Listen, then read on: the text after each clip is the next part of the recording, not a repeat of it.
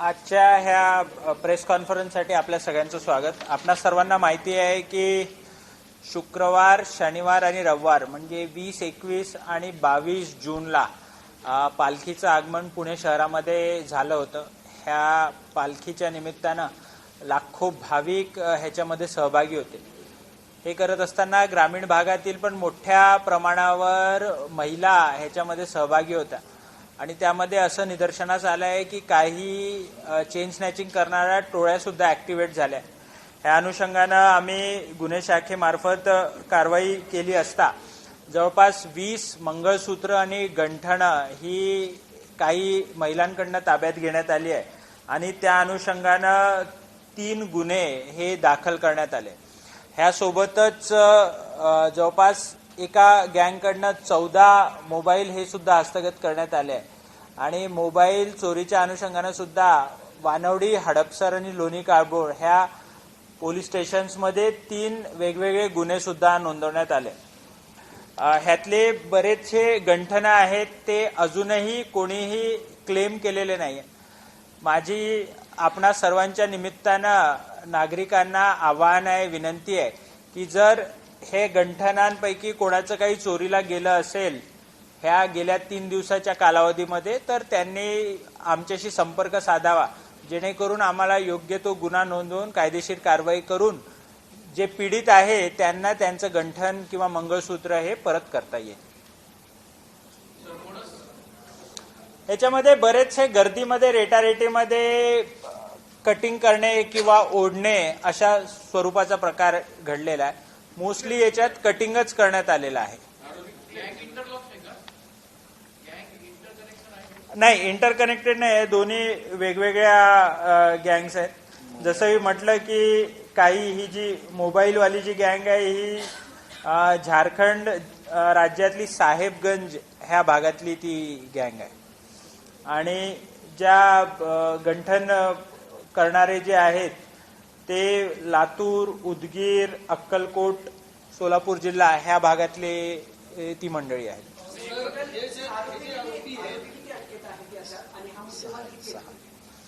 ह्याच्यामध्ये गंठनांचा जो मुद्देमाल आहे आम्ही आमच्या प्रेस नोटमध्ये दिला आहे, जवळपास 20 लाखाचा तो मुद्देमाल आहे आणि याच्यामध्ये 6 आरोपी अटकेत आहेत।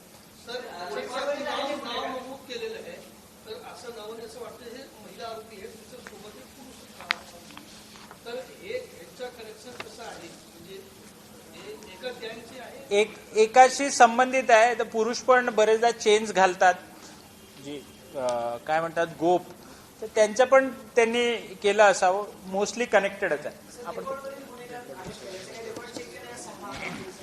ह्या 6 आरोपींचा रेकॉर्ड चेक केला आहे। त्यामध्ये एक आरोपी आहे गणेश विलास जाधव। त्या आरोपीवर सोलापूर शहरमध्ये फौजदार चावडी पोलीस स्टेशन असेल, सदर बाजार असेल ह्या पोलीस स्टेशनमध्ये गुन्हे दाखल आहे। त्याचप्रमाणे दुसरी जी महिला आहे बबिता सूरज उपाध्ये, ह्या महिलेवर लातूर जिल्ह्यातील अहमदपूर, देवणी, मुरुड ह्या पोलीस स्टेशन्समध्ये, तिसरी जी आरोपी आहे रीटा कांबळे हिच्यावर सुद्धा मुरुड आणि उदगीर शहर पोलीस स्टेशनमध्ये गुन्हे दाखल आहेत। ही सगळी रेकॉर्डवरचीच आरोपी आहे। नाही, ते आमच्या गुन्हे शाखेचं जे कौशल्य आहे त्यांनी आपलं कौशल्य वापरून ते आरोपी अटक केलेले आहेत।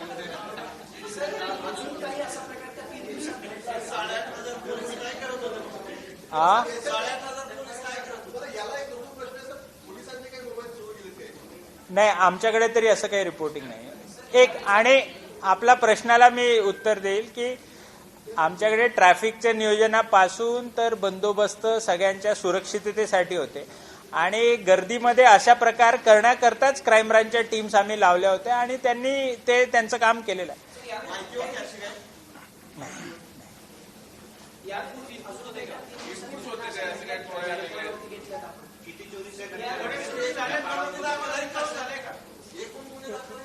मी पहिले यांना कोटे नव्हतं।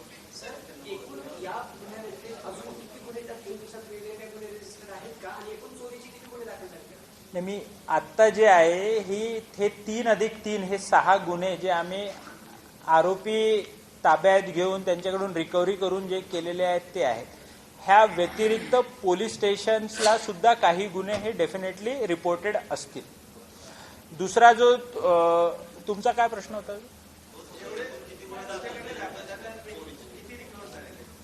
ही सगळी रिकव्हरी करूनच गुन्हे दाखल केले. 6 पेक्षा जास्त असतील ते. मी त्याची माहिती काही आत्ता नाही आहे माझ्याकडे.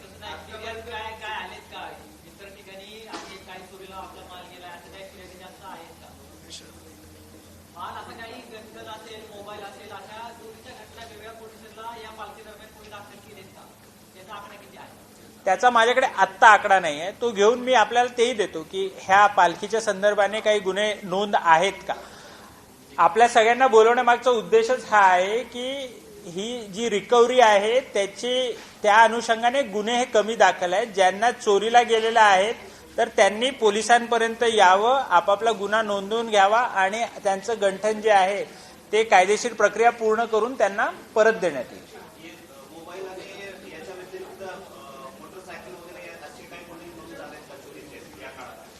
मी तुम्हाला तेच सांगतो की त्याची माझ्याकडे आत्ता माहिती ही नाही आहे. मी आपल्याला संध्याकाळपर्यंत काही झाले असतील तर ती देतो ना. हा, याच्यात मला अजून एक गोष्ट सांगायची होती, ती म्हणजे की विश्रांतवाडी पोलीस स्टेशनच्या हद्दीमध्ये सुद्धा आम्ही प्रेस नोटमध्ये त्याचा उल्लेख केला आहे. मामा एक मिनिट मामा. विश्रांतवाडी पोलीस स्टेशनच्या हद्दीमध्ये जेव्हा पालखी एंटर झाली आळंदीतून तेव्हा सुद्धा काही लोकांना ताब्यात घेण्यात आलं आणि त्याच्यामध्ये 18 लोकांवर प्रतिबंधात्मक कारवाई केलेली आहे आणि संबंधित डीसीपींनी त्यांना जे आहे ते MCR मध्ये पाठवलेलं आहे.